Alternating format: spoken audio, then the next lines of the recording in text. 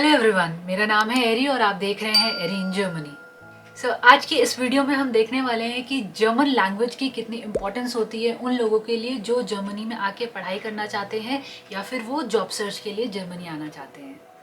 तो सबसे पहली चीज़ स्टूडेंट्स के लिए, तो स्टूडेंट्स अगर इंग्लिश टॉट प्रोग्राम में एनरोल करना चाहते हैं तो उनको जर्मन लैंग्वेज की सर्टिफिकेशन दिखाना इम्पॉर्टेंट नहीं है, मतलब वो एप्लीकेशंस रिक्वायरमेंट में मेंशन नहीं होता है, लेकिन आपको इंग्लिश में अपना सर्टिफिकेशन ज़रूर दिखाना है। आप अलग अलग एग्ज़ाम्स अलग अलग यूनिवर्सिटी अलग अलग कोर्स के लिए मांगती है, जैसे आप टोएफल के स्कोर्स सबमिट कर सकते हैं, आप आइल्स के स्कोर्स सबमिट कर सकते हैं, बट हार्डली कोई आपको कोई ऐसा कोर्स या यूनिवर्सिटी मिलेगी जो आपसे इंग्लिश अगर उनका मीडियम ऑफ लैंग्वेज है और आपसे वो सर्टिफिकेट ना मांगे। तो अगर आपको कोई क्रैश कोर्स करना है आइल्स में, तो मैं एक लिंक अपने डिस्क्रिप्शन बॉक्स में डाल देती हूँ आइल्स क्रैश कोर्स का, जो कि बिग अकेडमी, जो कि भारत इन जर्मनी की बिग अकेडमी है, उन्होंने ये कोर्स डेवलप किया है नेटिव इंग्लिश स्पीकर्स के साथ मिलके। आप अपने पेस पे आइल्स के लिए प्रिपरेशन कर सकते हैं, तो उसकी लिंक डिस्क्रिप्शन बॉक्स में है।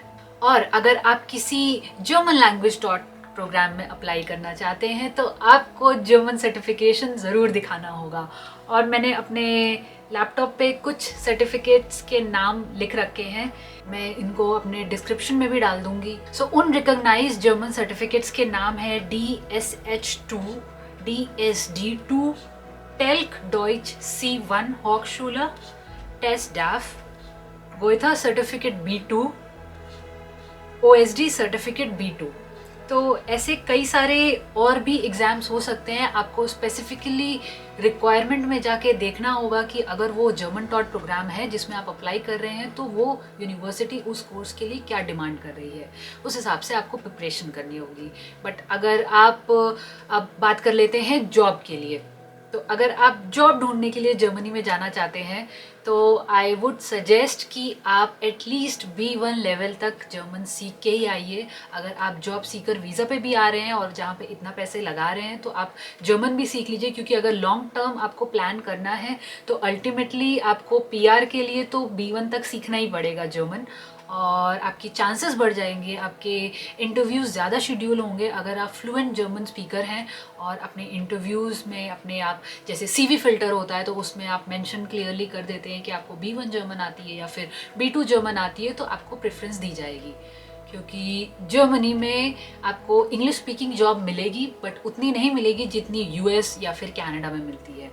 तो कुछ ऐसी निश हैं यहाँ पे, जैसे IT में, सॉफ्टवेयर इंजीनियरिंग में, जिसमें जर्मन नहीं मांगते हैं और हायरिंग हो जाती है, लेकिन इन्हीं स्ट्रीम में जर्मन भी मांगी जाती है।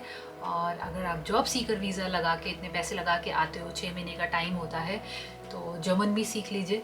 नहीं तो अगर आप EU ब्लू कार्ड पे आ रहे हो और आपको इंग्लिश स्पीकिंग जॉब मिल गई है तो आप अपने पेस पे जर्मनी में आके जर्मन सीखना स्टार्ट कर सकते हैं। और अगर आपको खुद से A1 स्टार्ट करना है और 15 दिन में आपको A1 सीखनी है या फिर क्लियर करना है, तो उसकी भी लिंक मैंने कोर्स की डिस्क्रिप्शन बॉक्स में डाल दी है। नेक्स्ट चीज़ जो मेन इस वीडियो का ऑब्जेक्टिव है कि कितनी इम्पॉर्टेंट है जर्मन स्टूडेंट्स के लिए।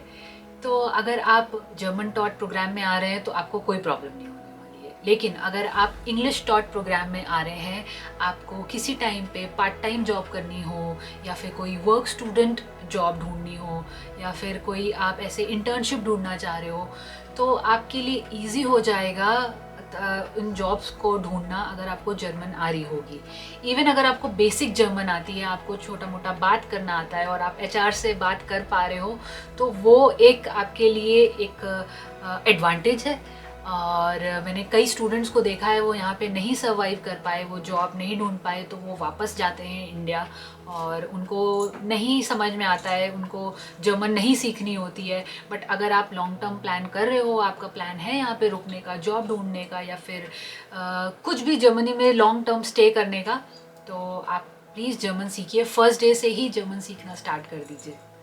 और इन स्टूडेंट्स को तब भी प्रॉब्लम होती है अगर उनकी यूनिवर्सिटी कोई छोटे शहर में होती है।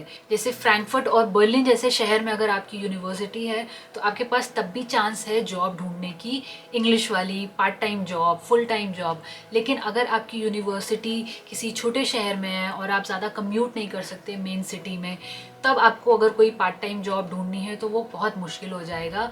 मतलब टेडी, पिज़्ज़ा हट, मैकडी, इसमें भी आपके लिए जर्मन आनी चाहिए। तो ये मैं स्टूडेंट्स को हाईली रिकमेंड करूँगी कि जर्मन आप सीखना स्टार्ट कर दीजिए और इसको लाइटली मत लीजिएगा। सो ये एक छोटी सी इन्फॉर्मेटिव वीडियो मैं बनाना चाहती थी क्योंकि मेरे पास बहुत सारे मैसेजेस आ रहे थे जर्मन रिलेटेड कि जर्मन कहाँ से सीखें, कैसे सीखें और कितनी जर्मन आनी चाहिए, या फिर हम जॉब कैसे ढूंढ सकते हैं। तो ओवरऑल यही सजेशन है कि या तो आप वहाँ पे जर्मन इंडिया में कवर करके आइए, या फिर आप यहाँ पे आके भी एनरोल कर सकते हैं। यहाँ पे थोड़ा आपको महंगा पड़ जाएगा अगर आप क्लासरूम स्टडी में जाएंगे। तो मैंने जब अपनी खुद A1 की थी तो मैंने बहुत पहले की थी। मैंने इंडिया के एक इंस्टीट्यूट से यहाँ पे बैठे बैठे ऑनलाइन क्लासेस में लेती थी। तो इस तरीके से मैंने अपनी A1 कवर की थी, फिर A2 में एनरोल किया। और अभी अगर आप मेरे से करंट मेरा स्टेटस पूछोगे तो मैंने अभी A2 ख़त्म नहीं की है और मुझे B1 ख़त्म करनी है। अगस्त वगैरह तक मेरा एम है और मुझे B1 ख़त्म करनी है। अगस्त सितंबर तक का मेरा टाइम है। मेरी एक क्लासेस A2 की ऑफिस में चल रही है और एक क्लास मैं खुद से ले रही हूँ। तो मेरे लिए भी थोड़ा हेक्टिक हो जाता है क्योंकि आजकल ऑफिस का भी बहुत काफ़ी काम है और जब से मैं यूट्यूब वीडियो वगैरह बनाना स्टार्ट कर दिया है तो थोड़ा टाइम कम मुझे मिलता है। और तो ये मेरी करंट जर्मन लैंग्वेज में प्रोफिशिएंसी है। और मेरी जॉब में हालांकि नहीं है जर्मन की रिक्वायरमेंट, बट ऑफिस में फ्री में क्लासेस होती हैं सबकी, जो इंटरनेशनल जितने भी कैंडिडेट्स हैं जिनको जर्मन नहीं आती है। तो इस तरीके से मेरी दो जगह जर्मन क्लास चल रही है। बाकी अगर आपको स्विच भी करना होता है, दूसरे जॉब में भी जाना होता है और अगर आपको जर्मन आ रही होती है तो आपको ज़्यादा चांसेस है कि आपको सैलरी भी ज़्यादा मिलेगी। बट ये ओवरऑल मेरा ही एक्सपीरियंस है। मैं जितनी भी इंफॉर्मेशन शेयर कर रही हूँ ये मेरा खुद का एक्सपीरियंस है, या फिर मेरे फ्रेंड्स ने जो बताया, या फिर मैंने देखा मेरे आसपास जो स्टूडेंट्स हैं उनको देख के बताया। तो ये डिफ़र कर सकता है पर्सन टू पर्सन, जो भी है। ऐसा कोई फिक्स्ड रूल नहीं है किसी चीज़ का। बट अब मेरे ख्याल से आपको समझ में आ गया होगा कि जर्मनी में कितनी इम्पोर्टेंस है जर्मन की। और एक टाइम पे अगर आप बहुत टाइम तक जर्मनी में रह रहे हो और आप यहाँ पे अपनी सिटीजनशिप के लिए अप्लाई करते हो, तब भी आपको जर्मन लैंग्वेज में सर्टिफिकेट दिखाना पड़ेगा। सो आई होप मैंने स्टूडेंट्स का भी कवर कर लिया, English taught program, German taught program, job seeker visa के लिए भी कर लिया, और जो लोग यहाँ पे एक्सपैट्स आ रहे हैं उनके लिए भी मैंने बता दिया है कि जर्मन कितनी इंपॉर्टेंट है। तो ये वीडियो आपको कैसी लगी मुझे लिख के ज़रूर बताइएगा। See you in next vlog. Bye.